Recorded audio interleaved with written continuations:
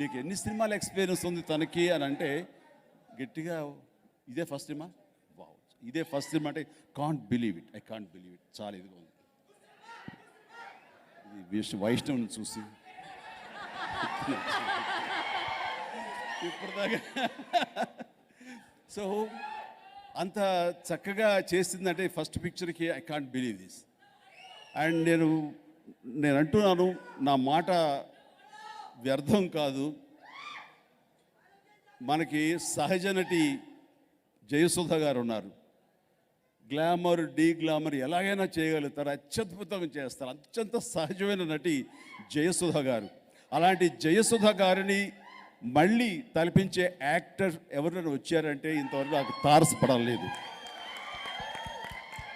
వైష్ణవ్ని చూస్తుంటే ఆ రకమైన లక్షణాలు చాలా మెండుగా ఉన్నాయంటూ తన ఫ్యూచర్ కనపడుతుంది.